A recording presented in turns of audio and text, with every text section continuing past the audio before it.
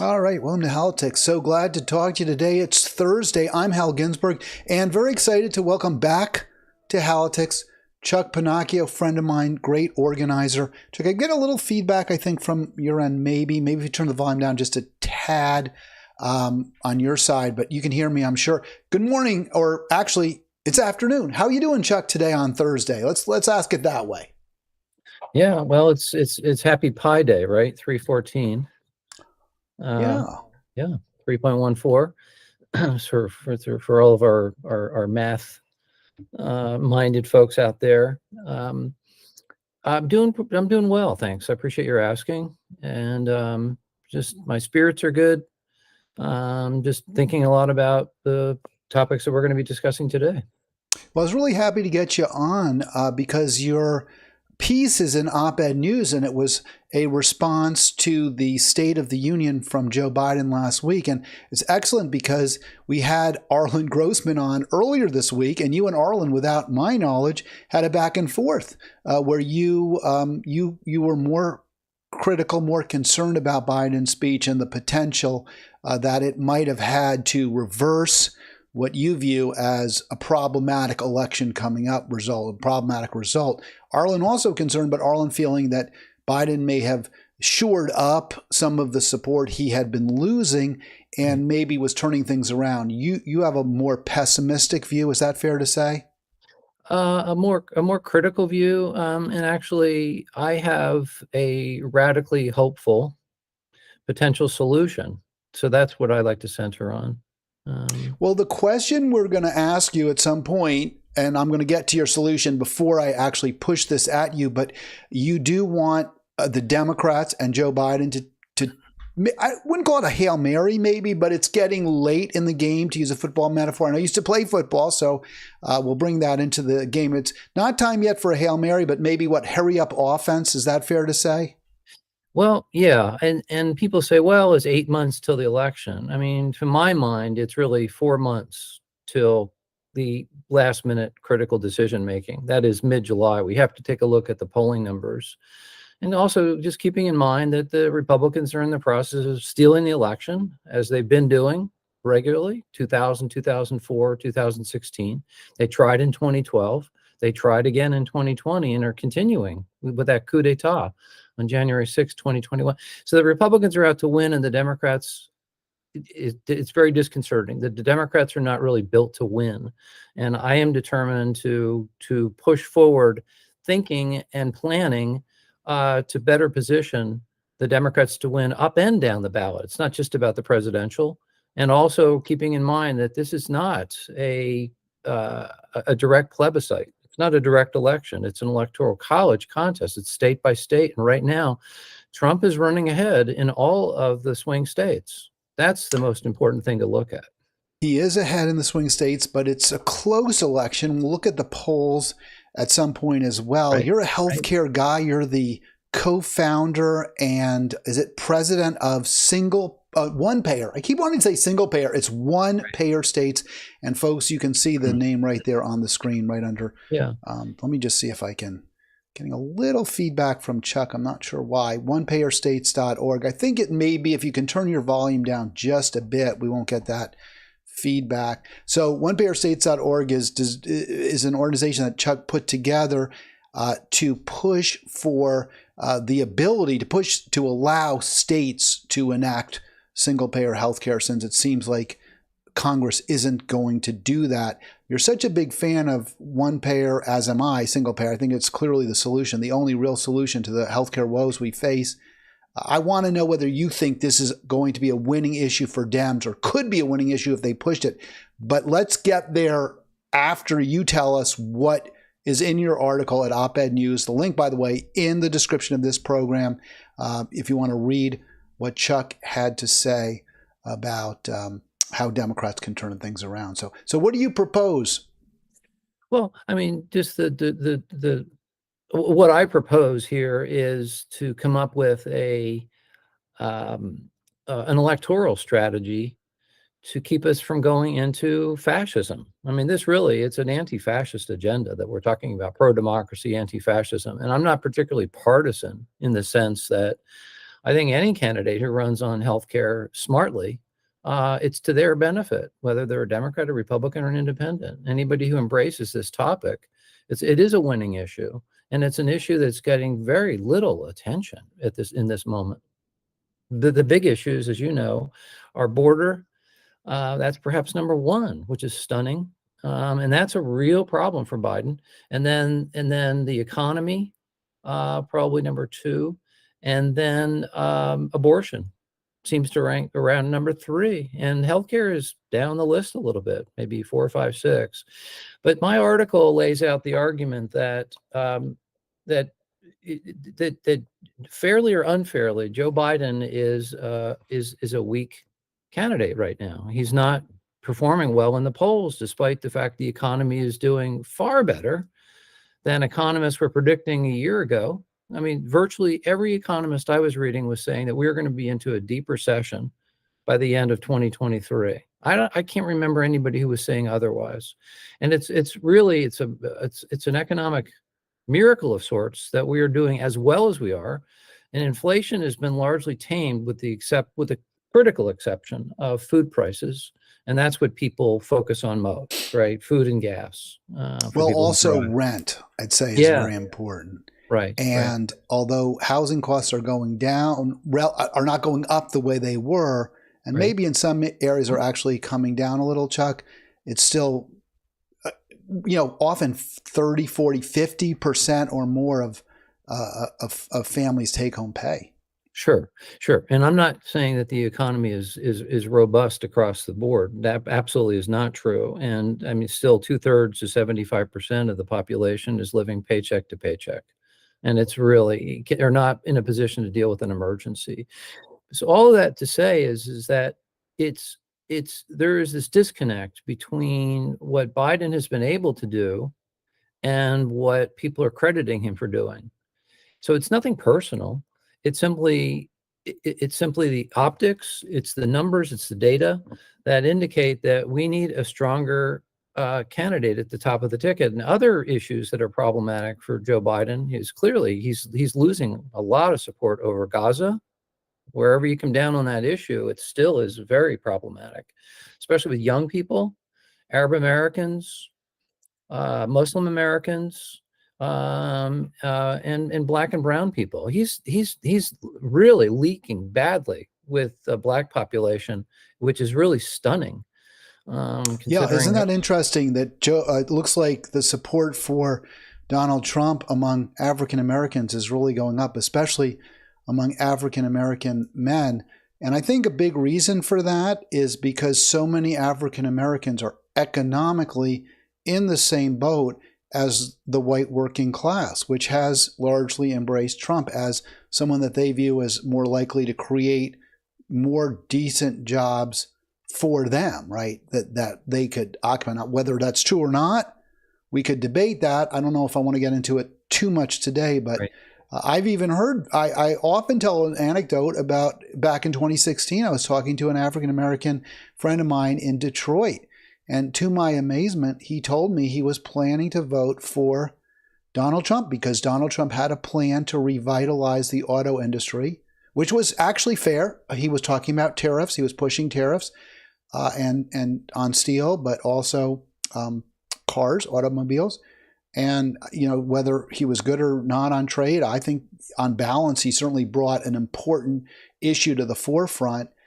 And he's talking about it again. He's talking about tariffs now very much. And when you make foreign goods more expensive, it means domestic manufactured goods are more appealing to consumers.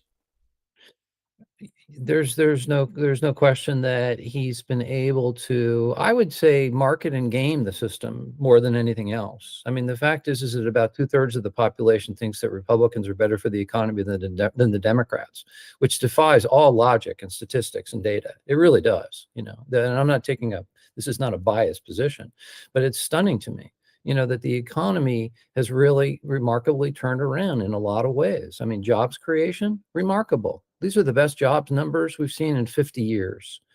And the inflation numbers were big, but now they're coming down. So just to finish the argument, why Joe Biden is is problematic. I mean, there's obviously also the age issue and the perception that he doesn't have the energy to be an effective president, and the optics of a candidate who is not fully energized, let's say, for the fight, is also quite problematic. And people vote on optics. They vote on perception. They vote on how they perceive their candidates more than even the substance. If you go back to 1984, Walter Mondale was favored by the population on 12 out of 16 major issues, 12 out of 16, and yet he got his clock cleaned by Ronald Reagan. And so much of that has to do, again, with the perception of energy and vigor, marketing, and just discipline messaging. And while Trump's not an exceptionally disciplined messenger, he does repeat himself, and he does get into people's heads. And he's very good at embracing this notion that there's neither good nor bad press.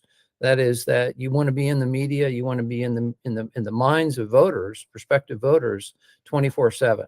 And he is very good at that. And that's not Biden's strength by a long shot.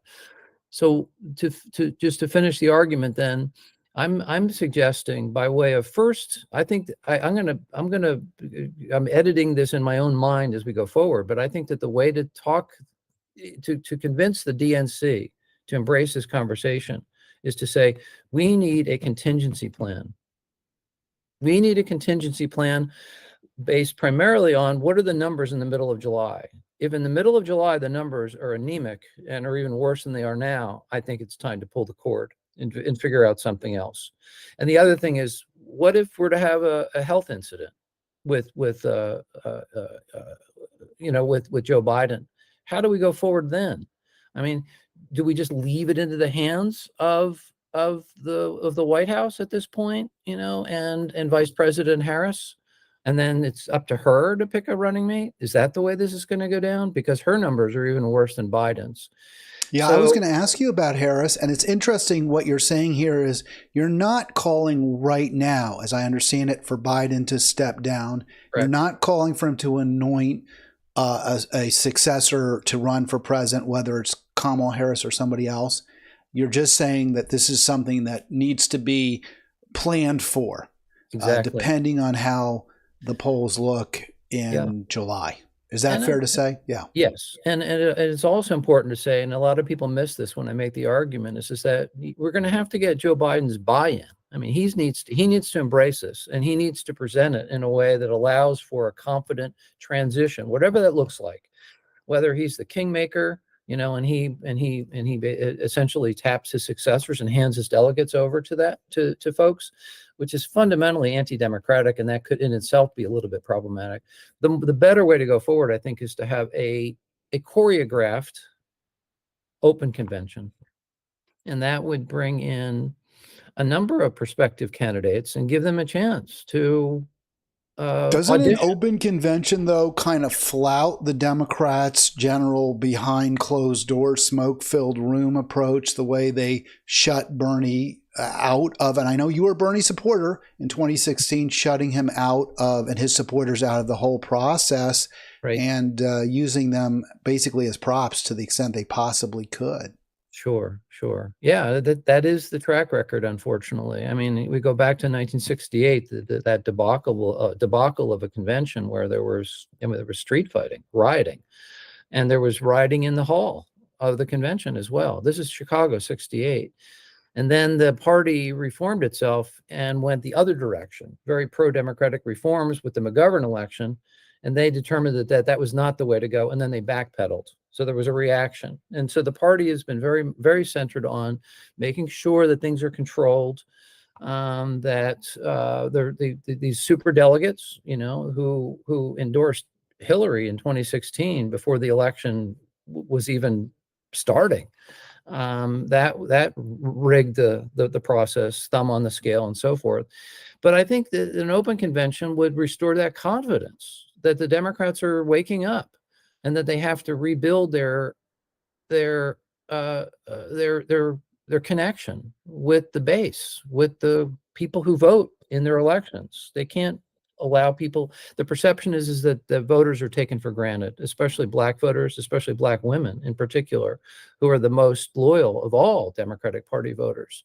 And that's the touchy thing. And we'll get to that in just a second. I just want to, a couple points. Again, we're so grateful to have Chuck with us from One Payer States, and his latest, we're discussing it right now, and I put on the screen, talk too much about, we won't read directly from it because you can read it yourself on the screen or at opednews.com. The link is in, by the way, the description of this live stream. The article is Blown Opportunity, Now What? Post State of the Union Reflections by our guest, Chuck Pennacchio. Don't forget, click like, click subscribe. I want to get those. We're so close, Chuck. I'm at 198. I need to get to 200. Of course, once I get to 200, we'll want to keep going. But 500 is a magic number for me because then YouTube actually will pay me. Well, they'll send me checks. And I think you get like maybe the first few checks, like $1. I was reading somebody talked about how they were finally monetizing their live stream on YouTube. Google would send them about $1.19 every 2 weeks for a while. So, hey, I'll take it. Anything. This is a labor of love for me, but Right. it would feel good. Let me say that. It would feel good to know that I'm generating enough listenership, viewership to get paid something Right. from it. Absolutely. Chuck, the issue of black women for a sec, that's where I wanted to just touch base. So, Jim Clyburn, a very corporate M to the core, right? I mean, absolutely pushed hard for Biden. He, credited, maybe arguably, with winning the election, winning the nomination for Biden by turning out the black vote in the Palmetto State for Biden and turning them against Bernie Sanders. He's always been harsh on Bernie. Yeah. He got, he's credited also with the decision to choose Kamala Harris to be vice president. Was that enough? I mean, isn't that the argument you often hear? Look, they put the Dems put a black woman or a mixed race, African American, Asian American woman on the ballot. Shouldn't that count for something? Yeah, sure. It checks a few boxes. Woman, like you said, she's of mixed heritage. South Asian and black and a woman, and I mean, as far as that's concerned, that's terrific. But I also think it's important that we look at the character and the record of these candidates. And Kamala had a mixed record as DA in San Francisco and Attorney General of California. And so I don't want to get too deep into that, but to say that, sure. It's great that you get somebody in there, but is she an effective candidate? Would she be an effective president? Would she be an effective leader? And I think the jury's out on that. And her numbers are really quite low. But let's also, when we talk about Jim Clyburn, let's not neglect the fact that Barack Obama, who had declared he would not get involved in the primary, did get involved. And behind closed doors, he orchestrated the withdrawal of candidacies for Pete Buttigieg and Amy Klobuchar, who threw their support to Biden. This is right after Bernie had done exceptionally well in Nevada and had real momentum going into Super Tuesday, the southern states. So, I think that also brings to mind that here's a place where Barack Obama can play a positive role looking forward for 2024, is assuming that his relationship with Biden is still rock solid. I assume so. He's the one who can have that sort of come to Jesus moment behind closed doors and say, Joe, let's look at the numbers. They're not adding up. And if we lose, it's going to be potential a disaster for the country. And it's going to be a gut punch for our remaining democratic institutions in this country. We've already lost the Supreme Court for the foreseeable future, unless the Democrats get back in and expand the court, in my view, to 15 members. We've got to do something dramatic. The Supreme Court is a serious problem. The judiciary is a serious problem. But those are all important pieces as well. I think Barack Obama needs to in his own right play a positive role here and help to right the ship. And let's take a look at candidates like Gretchen Whitmer of Michigan. Let's take a look at Gavin Newsom of California. I think a lot of people have seen him during this.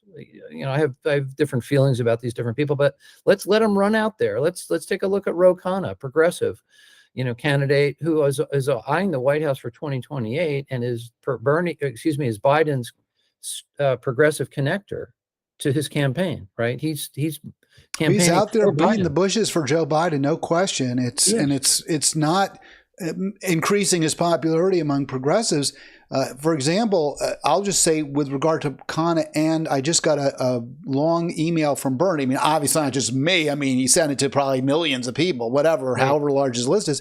But going through all these arguments in support of Biden, and I found it frustrating because I want to see these progressives demand something, leverage support for Biden in return for, specific concrete policy changes. And one right now would be obvious, would be no more aid to Israel, period. Right. And they won't do it. Yeah. So, and Chuck, let me just jump in here because I want to kind of focus you on a couple of things. One, on this screen, you say we need a uplifting, game-changing call to arms, which I really like. And that was a blown opportunity. He didn't do that. You're talking, though, about the potential for Biden to maybe step aside if the poll numbers remain anemic. But isn't your point really more what mine has often been? It's not as much the vessel who's running, it's what's inside. So if we had that call for, no more, we're not going to provide military support to tyrannical, oppressive regimes like Netanyahu's, and we're going to go all in now for, I would, single payer, wouldn't that be more effective than simply switching captains but keeping that ship going straight towards the iceberg? Yeah, all good points, and debatable. I think the place where we can land with regard to Israel and Gaza right now is a two-state solution. AIPAC is loading up with. We're hearing about like $100 million or more that they're going to throw at most of the squad. The original 4 members who were elected in 2018: AOC, Rashid Tlaib, Ilhan Omar, and Ayanna Pressley. And then others have joined that group, including a good friend of mine, Summer Lee, who we got elected in Western PA. But, they're gunning for them. And yeah, let me just give you kudos, man. You were out there too, right? Well, were you in Pitt at that time when she won the first race back in 2022? Yeah. Well, she was first elected to the state house in 2018, and I was on the other end of the state at that point, but I was contributing, monthly. You got her into Congress, though, Chuck. You got her into Congress. Absolutely. But I mean, her steps to get there. She was a very effective state house member, and also the new executive for Allegheny County. Was also elected back in 2018, very close with Summer Lee. Right.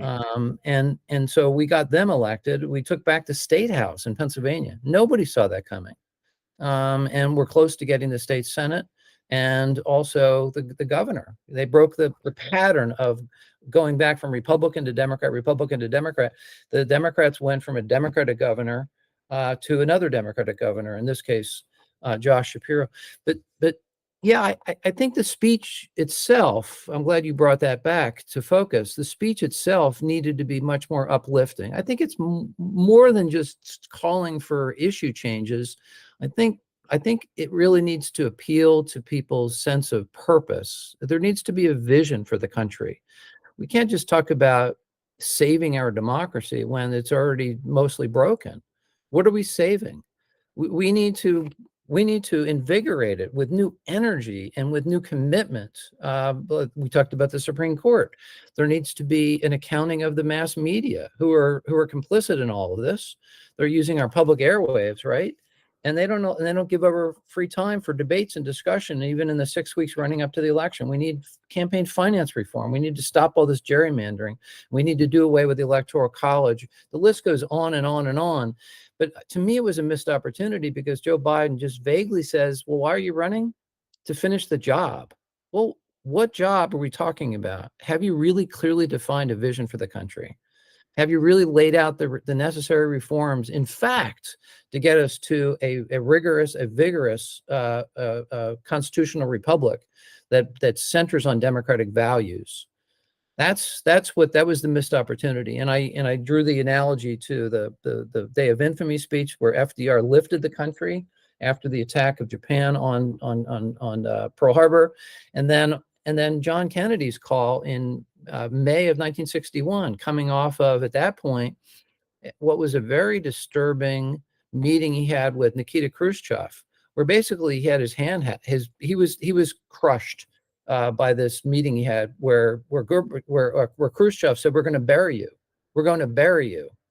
And Kennedy's response was, we're going to take this to another level, and we're going to make the space race a real goal of this country, and do something truly remarkable with science and technology, and build on, the peace potential of this country. And that's really what that was. It was a call to arms in the sense that it was the space race, but a call to arms in this particular case was to give people something to grab hold of and feel that we could achieve. And climate, I think, we should do a green energy moonshot, right? Where we get to 100% sustainable within 10 years. That should be the goal. That should be something he calls the country to do. And I think that's something we can really rally around across party lines. Well, I think that's a good point, very much so, because in terms of missed opportunities, the climate aspect of his speech was very short, and he didn't call for anything new. He did point out how Trump is a denier, denies the climate holocaust is real. Right. And that's very, important. It's serious. But does it matter whether if you know there's a fire or you say there's no fire, but either way you're pouring gasoline on it, I'm not sure it matters. I mean, we have seen consumption of oil and gas continue to rise under Joe Biden, and production of oil and gas continue to rise under Joe Biden. So when it comes to the actual problem itself, he may recognize there's a problem, but he's not doing anything he's making it worse. Yeah, I'm not gonna. Looking at on balance, his legislation that he was pushed to get through, but it got through. I'm going to give him credit there. There were some good things that he's done, the infrastructure bill and so forth. But we do need to get to the Green New Deal. We do need to push the AOC Markey agenda, which is to get to 100% renewables fast. We can't just sit around. We can't just be pedaling in place. And I think this is the frustration that a lot of people are feeling. And I don't know that Joe Biden's hearing this, that he's actually hearing the urgency, especially among younger people, and also the problem with student loans. I mean, to his credit, he called for eliminating all student loans, but he was blocked by the courts. Well, he's going to be blamed for that just the same. On the border, they did negotiate a Republican favorable legislation, from the Oklahoma senator, who took the lead on that with Sinema and Murphy.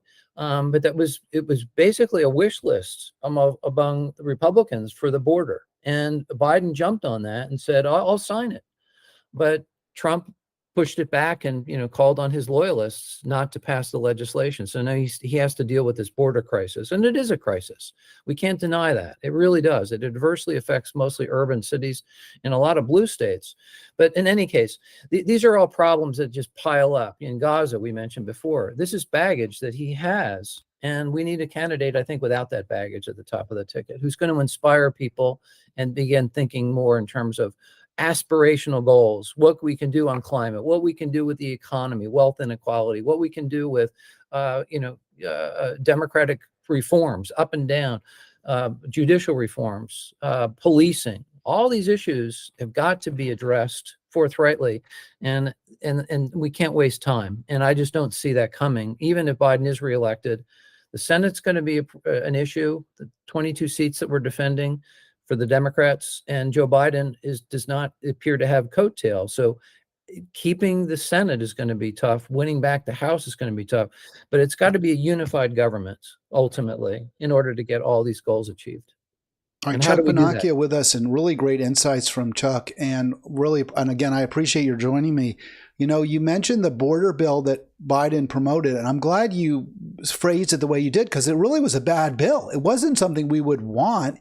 And, No. you know, he was sort of stopped by the Republicans. I'm glad it didn't pass. I think there were a lot of really, it would have stepped up enforcement, which would have been hard. You know, there are other ways to address it. That's the wrong way to go about it. But what also is relevant, I think, and you made this point, but maybe you want to elaborate or we can move on.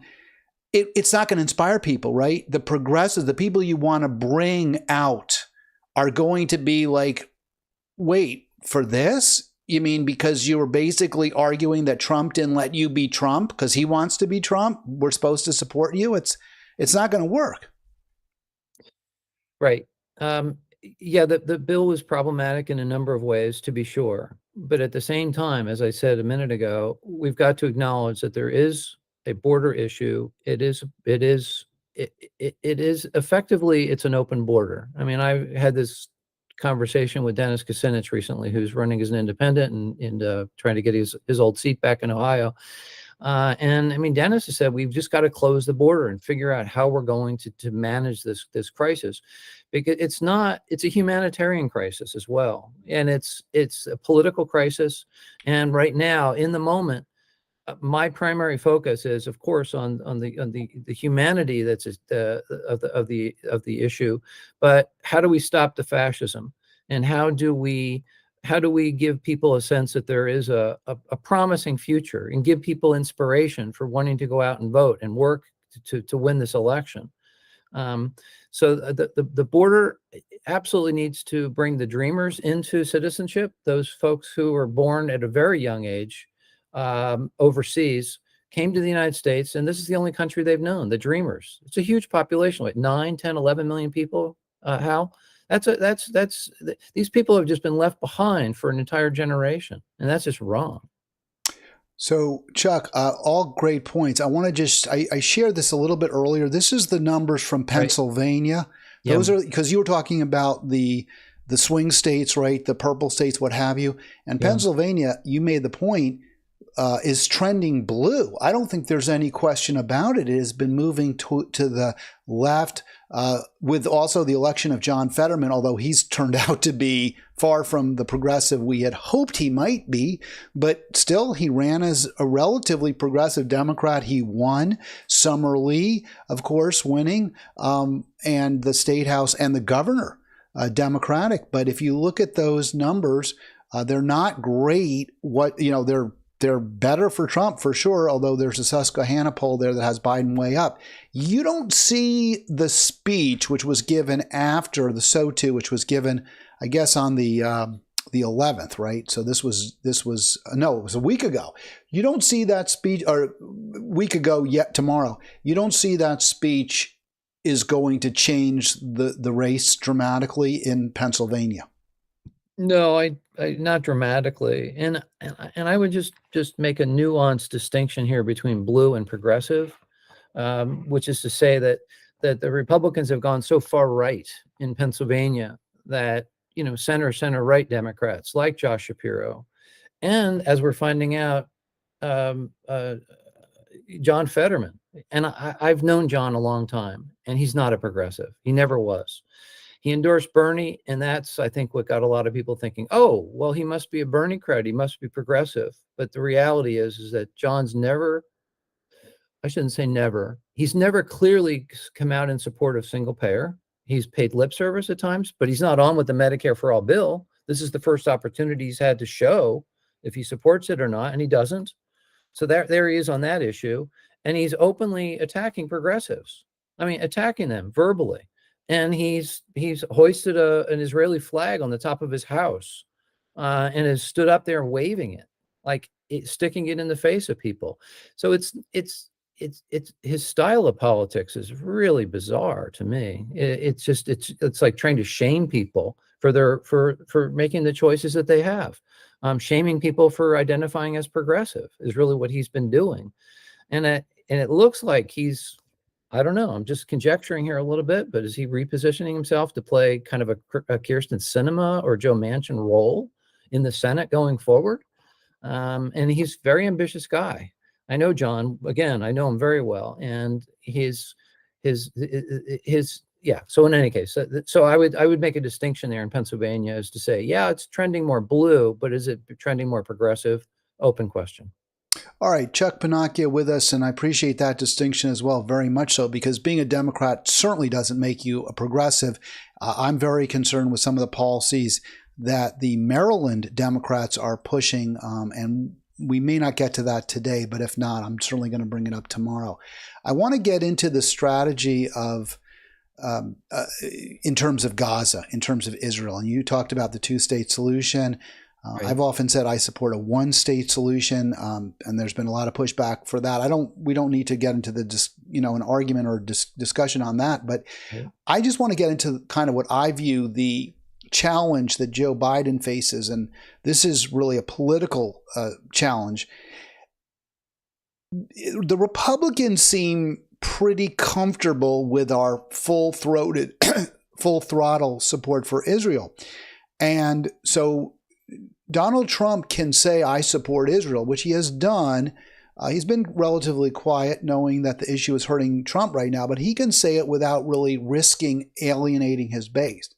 But if Biden pulls back from the support for Israel, he will lose a significant chunk of affluent Jewish voters, just to put it that way, or certainly he'll lose enthusiasm that they might have for him. And he'll also raise the ire of AIPAC, which we've seen has a lot of power, a lot of influence. Certainly they were a major reason, for example, Nina Turner was defeated in Ohio.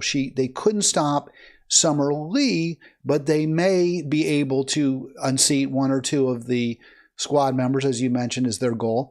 And I think they were very much instrumental in getting Hakeem Jeffries to be the House Minority Leader, which I think has been an absolute disaster, at one of the worst possible things for the people of this country that we could have seen. So AIPAC, very influential. I guess what I'm saying is Biden really seems to have to walk a tightrope to keep support from the more pro-Israel Zionist Democrats, Gottheimers, right? Is that his name, Josh Gottheimer? Josh Gottheimer. Or Gottheimer, yep. And others. But at the same time, when he does that, he loses some progressives. Certainly AOC taking a lot of heat for failing to call Israel's actions genocidal, which I think she should. I mean, I agree with those who say she's refusing to step forward. So I think this is a problem for Biden. What I want to see politicians do is take strong stances. It sounds like that's what you think, and risk alienating sometimes core constituencies. But that is, given it's going to be a close race, let me put it this way, I get Biden's trepidation. Yeah. I mean, Israel for a very long time, I guess perhaps beginning with the 67 war, the 6-Day War in 67, is it's been a third rail issue in politics, right? It's a hot wire, third rail, right? And people are easily triggered on this issue in both directions. Even when someone steps forward and makes just an honest broker statement, they'll be attacked from both sides. And maybe people are not happy with what I'm saying today. I don't, that's fine. But I've long supported a two-state solution. And I know that, Israel has gone into, its apartheid system, of course, was modeled after South Africa, and South Africa's was modeled after ours. Netanyahu, to me, is an out-and-out fascist. He's a white supremacist, he's a religious nationalist, and he's a state corporatist. Those are the three prongs of fascism, right? State corporatism, white supremacy, religious nationalism. And you go from there. And, he's surrounded himself with some of the most radical militant figures in Israel. Has just filled his cabinet with these people and created this really problematic coalition. They have a parliamentary system as opposed to our so-called two-state system, your party system here. But Biden needs to go all in with a two-state solution. He can't just simply suggest it as a possibility, or let's explore possible routes to get to a two-state. He needs to commit to it. I believe. I mean, there's But no other. what good is that commitment? See, to me, those types of committing to this or to that, Right. you've got to push for it. It's like you can commit to recognizing there's such a thing as global warming, or even committing to meeting the Paris targets, which are woefully inadequate at this point. Right.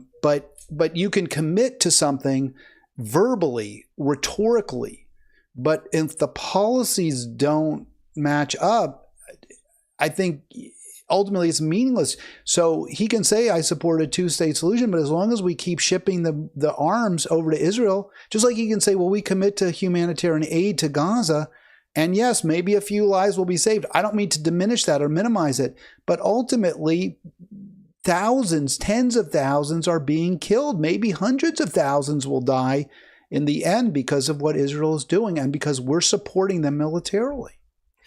Yeah, I mean, in some ways, I mean, we're now into Ramadan, which is buying us basically a month to sort of figure this out. But let's not blow it. So diplomatically, behind the scenes, what have you, and even public statements need to center on how do we achieve these goals? How do we get there? And Bernie correctly also, even though he doesn't support a ceasefire, he has called for direct accountability for all the money that's going to Israel to make sure that it's being um, uh,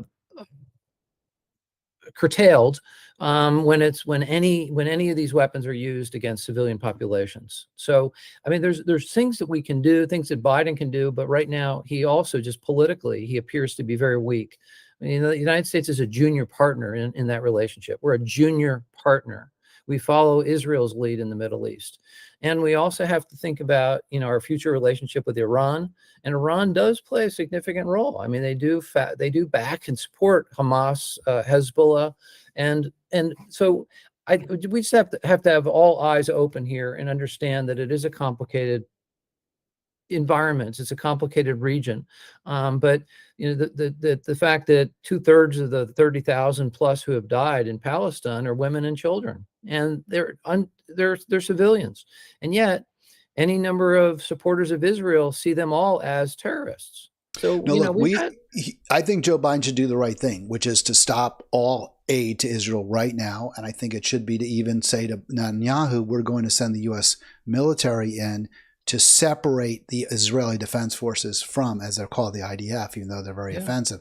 We should send the U.S. military in to protect Gaza. I mean, that's how extreme I am, Chuck. I mean, I see a genocide. I want to stop it. In a better world, I'm with you 100%. I mean, my focus and why I came on the program today, why you asked me here, is how are we going to stop and reverse the fascism in this country? And how are we going to get back and rebuild and rejuvenate democratic institutions that have been falling by the wayside for decades? I mean, this is the corporate takeover of our politics. The billionaire don't you even think, let me just cut in though, don't you even think the policy towards Israel, that's fascistic? Our policy is fascistic. Oh, sure. Yeah, we're enabling the apartheid. We're enabling this genocide. I mean, I see it that way as well, Hal. I'm trying to sort of walk this path of how are we going to win this election? If you were to cut off all aid to Israel today, tomorrow, next week, Biden would hemorrhage with the Jewish and pro-Israel population in this country significantly. And that would be, would he pick up support then from the Muslim Americans and Arab Americans? Sure. Would he get some support back from young people? Sure. I mean, it's a balancing act. But right now, I hear you. I made that same point, right? I mean, that's what we're talking about, is what it would be the cost to Joe Biden of really taking a strong anti-Israel, pro-Palestine stance, and there would be a major cost. But sometimes I guess you just do what's right. Well, to support your point, Joe Biden steps back and says, "I'm not going to run for re-election," like LBJ did back in 1968, the March 31st speech. We're coming up on the anniversary of that, March 31st, where he shocked the nation and said, "I'm not running for re-election." He was just coming off of a poor showing in the New Hampshire primary. This is 1968, to Eugene McCarthy, right? The anti-war candidate. And Gaza is a war issue, and it has some parallels with Vietnam, right? And this young generation, they're in some ways are seeing it in similar terms. And we've also got this war in Ukraine. I think that if Biden were to step back and say, I want to anoint somebody else or hand my delegates off to somebody else or find somebody else at the top of the ticket, that ostensibly would free him up to pursue doing the right thing, as opposed to the calculus of how am I going to get reelected, right? So I think that in some ways supports your point that his stepping away would free him up to make these better decisions, these right decisions, these correct decisions, and then bring in candidates who don't have the baggage that he's accumulated over the last few years. You know, it's interesting because it might well be that if he took a strong pro-Palestine or pro-anti or an anti-Israel stance, it could cost him, you know, millions of votes that he absolutely needs. I could see that happening, Sure. But I could also see people saying, "Well, I admire somebody who actually speaks what their belief is, and they aren't mealy-mouthed and they aren't parsing language." And you know, it may be too late for that, right? I mean, that's not Joe Biden. I just want to throw one other thing out there for your response. Yes, Iran is a problem, but Iran is a problem that's to a significant degree the making of Joe Biden and Hillary Clinton and the Democrats who supported George W. Bush, Dick Cheney war on Iraq, because they, by destroying Iraq, there was a power vacuum that was easily filled by Iran. Well, and this goes back to 1954 too, right? When we overthrew a democratically elected government, a leader, Mossadegh, and we brought in the Shah. We brought in, you know, absolutely. But I can't blame Joe. Much as I wish I could blame Joe Biden and Hillary Clinton for Mossadegh and the Shah, I can't do that. But I can blame them for backing the W war, which definitely destabilized the Middle East and got rid of a bad guy, right? No one's going to say, oh, Saddam was some wonderful leader, but he was a moderate. He wasn't, you know, he wasn't starting wars with us the way these other guys are now. Right. And he didn't have weapons of mass destruction. The only weapons he had rusted. They were the ones we gave him during the Iran-Iraq war in the 1980s. I mean, we were lied into that war. You're right. Major consequence. And also moving Israel's capital from Tel Aviv to Jerusalem. I mean, that's a stick in the eye of every other religious community that looks to Jerusalem as a holy city. Right. You know? An international city, and clearly the monotheistic religions, Christianity. And by the way, a lot of Christians in Palestine are being are victimized now by Israel as well. I mean, we see it as a Jew-Muslim war, but Christians too have been killed. Are being killed. Yeah. So there's your chart. We've got about 10 more minutes left. Chuck is awesome as always. And I want to just also give shout outs to my other guests this week. Arlen really brought it on Monday. And yesterday I was really happy to have Liz on. And so, you know, thank you for responding, viewers, to these great guests that we've had on. I do hope someone might consider calling. I haven't shown that. Let me see if I can get that over. It's going to block your screen for a second, but there you go. If you get a chance and you want to call right now, I will take your call for you, for me, for Chuck. 240-242-5646.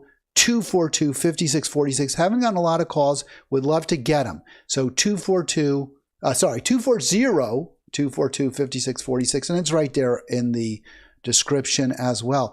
Those numbers worrisome to you? This is the national. Now you talk more about the purple states, right? The swing states, Chuck. But these are the national numbers, and it's a horse race, right? I mean, it's really close. I would argue that right now I'd rather be Joe Biden. Well, I would not, and I'll tell you why not, because as we opened at the very beginning here, I said that the Republicans are in the process of stealing this election yet again. Voter suppression. I mean, dozens and dozens of bills passed after the 2000 election, right, in mostly red states. But, you know, polling places that have been taken off of college campuses. I mean, all sorts of ways of suppressing the vote. 2020 was a remarkable year in the fact that we did have the coronavirus, right? But that participation in the election was at really a modern record high because people had a number of ways that they could cast their ballots over a more extended period of time. That, of course, has been narrowed out since that by Republican legislators, right? And so the number, we're not going to see that again. It's not a redo of 2020. It's a rematch but it's not a redo because the circumstances have changed, the context have changed. It's also important to remind ourselves, and Tom Hartman's written about this. I really recommend people follow him if you don't. Tom Hartman is really good. He just wrote a piece today on Trump and Jared Kushner and how they effectively killed some 500,000 people unnecessarily, mostly black and brown people, by throwing them back into the economy before they were ready, as essential workers. And they knew it, what they were doing, very complicit. But having said that, this upcoming election is being gamed once again. And as long as these states are too close to call, let's say, and that they're subject to recount, Mike Johnson, the Speaker of the House, can refuse to seat those delegates. And what happens then? The election's Well, thrown you're over to saying the you House could of have a Representatives. situation like 2020, only this time you'd have the Republicans actually preventing Biden from getting electoral votes that he won, which did not happen in 2020, Correct. despite Trump's efforts. So if Biden doesn't hit the magic number of 270 and it's below that, the election is thrown to the House of Representatives, and it's one vote per state is the way this goes down. It's not a direct vote. It's one vote per state, and the Republicans right now have control of 26 of the state delegations. That the election's Trump's under those circumstances. And if this goes over to the Supreme Court, how much confidence do you have that the Supreme Court's going to do anything correct, under these circumstances? It's way more radical than it was back in 2000 when they threw the election to George W. Bush by a vote of 5-4 and stopped the vote counting in Florida. And we know now, we knew then, shortly after that if the vote counting continued in Florida, Gore would have been president. Yeah, no, that's true. And there was a lot of revisionism right after the count. In fact, I know some people said Gore really hadn't won Florida, but I think there's the much stronger argument is, yes, he did win Florida, and he should have won it, and he should have gotten the electoral votes, and he should have been president. And if he had been president, things would be so much better right now. I think that was such a pivotal moment in American history, Right. To me, much more so than, say, 2016. Or perhaps even 2024. I know we probably disagree. So we only have a few more minutes left. So I want you to explain that, because I certainly am not, this is not to defend Trump, but why do you think Trump is that much worse than Joe Biden? Because we've gone through a lot of policies where Biden has been, I mean, the climate, healthcare, war, endless war. Why is Trump that much worse than what we can agree is not very good right now? Well, if you're looking at what the Heritage Foundation is doing, right? They've put together a 2025 plan, right, which is to completely invert the civil service, is to turn the civil service bureaucracy into a loyalist faction to Trump. So for Trump, it's not about merit, it's about loyalty entirely. And if there's one lesson that he's going to take from his first presidency, it's not to bring anybody into his administration who's going to dissent, that they're going to have to pass a loyalty test in order to be part of his presidency. He's got I'm not a psychologist. I do listen to Mary Trump, who is, and she knows him as well as anybody, as his niece. And has diagnosed him as having a serious neurological disorder. I mean, he is a supreme narcissist.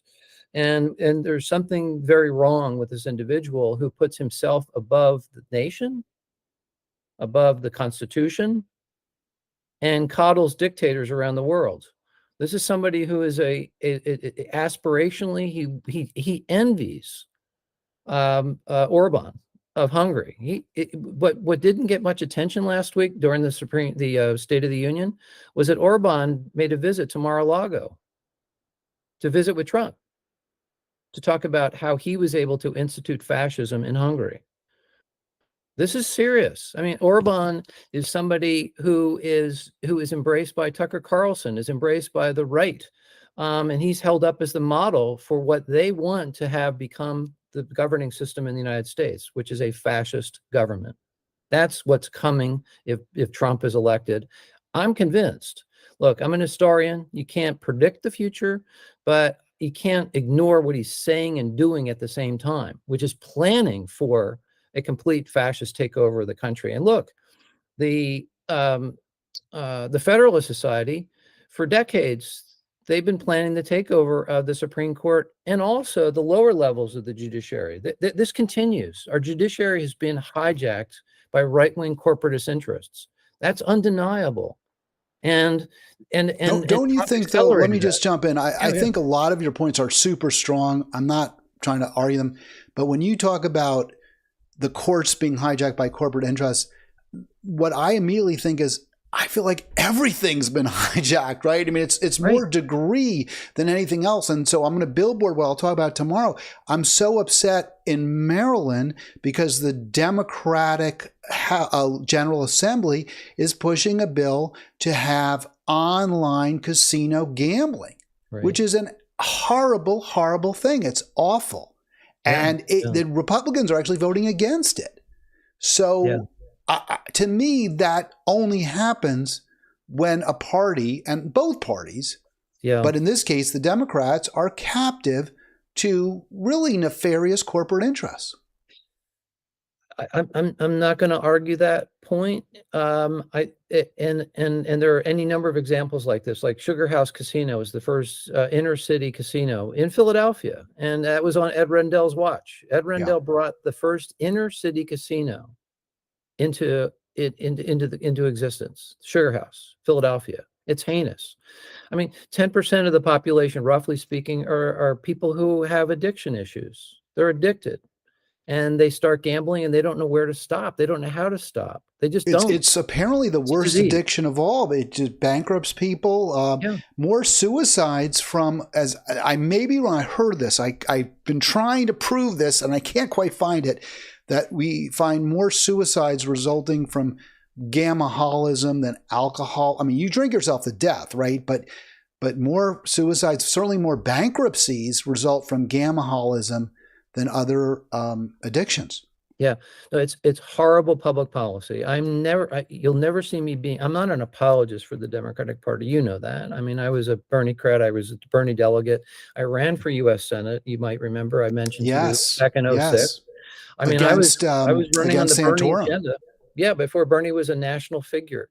I mean, and I was loosely modeling our campaign after Paul Wellstone, right, who was a hero of the left. But at the same time, you have to, at some point, you have to sort of pick your poison a little bit. And there's just a lot more poison coming with the Republicans at this point, if I can put it that way. No, I hear you. I mean, I smiled because I get it, right? I get it. It's not like a great, like, we don't want to take either strychnine or arsenic, but I think you can live after you take a little arsenic. You may not die, where strychnine's going to rip your insides out and burn them to hell. So I mean, and think too that the Republican Party is in a state of open Cold War against China, whereas the Democrats are in a state of open Cold War against Russia. I mean, our foreign policy is splintered; it's factionalized, and I think that the Democrats have got to step back from this insane obsession with Putin, which I think Putin is very problematic. There's no doubt about it. And he does murder his opponents, and he has crushed all tenets of democracy in Russia. No apologies for Putin, but we've got to figure out a way to go forward with a peace plan in Ukraine. We had an opportunity in early 2021, right? And the United States meddled along with Boris Johnson and shut that down. There are all sorts of problems here, but the only way we're going to get to a positive future is to stop the fascism that's coming at us. And that's basically my bottom line. And the healthcare issue that we started with at the very top, I think that is a winning issue. It's a winning issue because it touches directly on people's lives, and it also affects their pocketbook. It also affects their quality of life. It also affects the jobs in their community, because hospitals are being shuttered all over the place, including rural America. The fact that we're not talking about healthcare at this moment, after coming out of this coronavirus, when we demonstrated our public health system is broken. It's broken. And we live with a system of medical apartheid in this country. Talk about segregation and separation.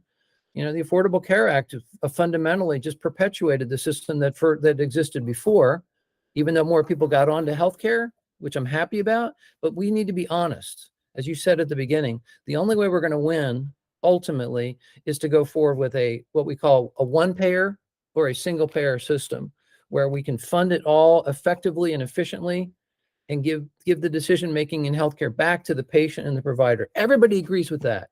And the other way that we're marketing this is we're calling it USA Healthcare, which is universal, simple, and affordable, so that it has a marketing appeal to the center and the center right. I mean, healthcare is a fundamental smart. right. Very smart. Chuck, you know what? I'm going to cut you off. Yeah. Great points, all of them, especially at the end there. I was just nodding, totally in agreement on the Ukraine issue, on healthcare. I think you make a strong argument. I'm not sure I'm quite convinced yet that the Republicans are that much worse, given the scope of the problems that we face. But I'm not sure you're wrong either, right? You make a strong case, but for now, your case is done. We're going to move on to tomorrow, but I hope to get you back maybe in April, because I want to talk about SBUCA, State-Based Universal Healthcare Act, and your work on it. We didn't really get there, but there's a lot of exciting news coming up, and we want to get to it. So Awesome. That will be next when Chuck returns to Halitics. Thanks to all for being viewers, for watching, for listening. Please click like, please click subscribe. I keep saying, I'll say it, as long as I'm doing this, I'm going to say it, because because the reason I do this is to reach out to people, is to make hopefully a difference. And the way we do that is by coming together, by unifying. All right, I'll be back tomorrow. Thanks. Thank you, Chuck. You bet. Thank you. Thanks to everyone.